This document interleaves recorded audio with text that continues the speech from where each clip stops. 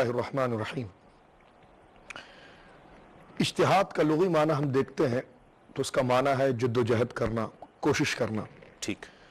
اور اصطلاح شرع کے اندر، شرعی اعتبار سے اور اصطلاح شرع کے اندر اجتہاد کی ایک آسان سی تعریف قبلہ یوں سمجھ لیجئے کہ کسی مجتہد کا، کسی حاکم کا، کسی عالم کا کسی قضیے کو یا حکم کو قیاس کے ذریعے قرآن و سنت کی طرف لوٹانا، یہ اجتہاد کہلاتا ہے۔ قیاس سے کیا مراد ہے؟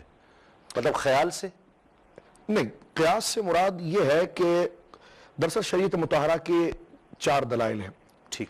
یعنی یوں سمجھیے کہ شریعت کا ماخذ 4 چیزوں پر ہے۔ ٹھیک۔ اصل الاصول تو قرآن مجید ہے، ٹھیک، پھر سنت رسول کریم صلی اللہ علیہ وسلم ہے، پھر اجماع امت ہے، اور پھر قیاس ہے۔ ٹھیک۔ قیاس سے مراد یہ ہے کہ اس دور کے جو مسائل، جدید مسائل سامنے پیش آ جائیں تو قرآن، سنت اور اجماع میں اگر اس کا جواب صراحتاً نہ ملتا ہو، واضح طور پر نہ ملتا ہو، تو پھر ان اصول کی روشنی کے اندر جد و جہد کرنا یہ اجتہاد کہلاتا ہے، اور ان اصول کی طرف راغب ہو جانا اور اس کی مثال کو، اس کی علت کو اس کی علت پر پرکھنا یہ قیاس کہلاتا ہے۔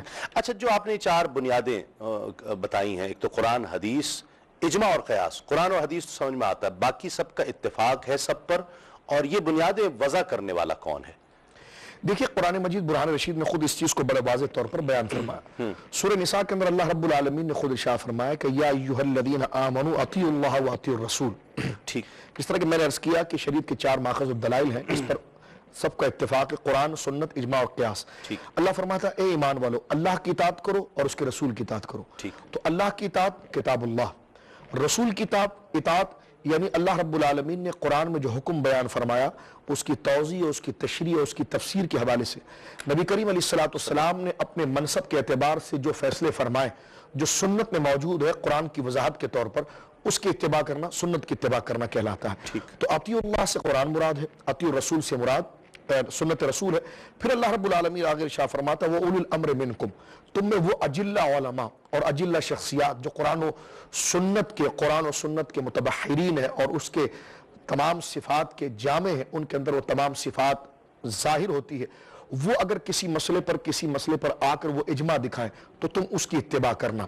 تو فرمایا اللہ، اس کے رسول کی اطاعت اور پھر اجماع کی اطاعت۔ پھر فرمایا کہ کبھی ایسا ہو کہ اجماع کے اندر کوئی اختلاف تمہیں نظر آ جائے یا یہ کوئی موجودہ مسئلہ تمہارے سامنے آ جائے کہ اب تم اس کے لیے کیا کرو گے، تو پھر اللہ رب العالمین شاہ فرماتا فَإِن تَنَازَعْتُمْ فِي شَيْءٍ، پھر اگر علماء کے درمیان یا کوئی ایسا حساس مسئلہ، ایسا کوئی جدید مسئلہ ہمارے سامنے آ جائے جس کی وضاحت اور جس کی صراحت اور جو صریح انداز کے اندر اسی حیت کے ساتھ، اسی کیفیت کے ساتھ، اسی حالت کے ساتھ قرآن میں نہ نظر آتا ہو، حدیث میں نہ نظر آتا ہو، اجماع میں نہ نظر آتا ہو، تو پھر فرمایا کہ پھر اس فردوا الی اللہ ورسول، پھر اس کو تم اگر اجماع کے اندر اس کو حل نہ کر سکو تو پھر تمہیں یہ فیصلہ کرنا ہے کہ اس مسئلے کو تم اللہ اس کے رسول کی طرف پھیرو گے۔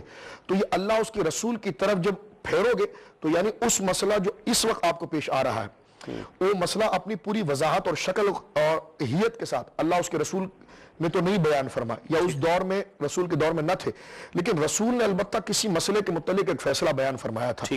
وہ مسئلہ تو جدید تھا لیکن جس علت کی بنا پر اس کی حلت یا حرمت بیان کی گئی، اس علت کو آپ اس مسئلے پر دیکھیں، اس علت کو اس علت پر جب لا کر رکھیں گے تو یہ قیاس کہلاتا اور اسی جد و جہد کرنے کو اجتہاد کہا جاتا۔ اچھا، اس میں بھی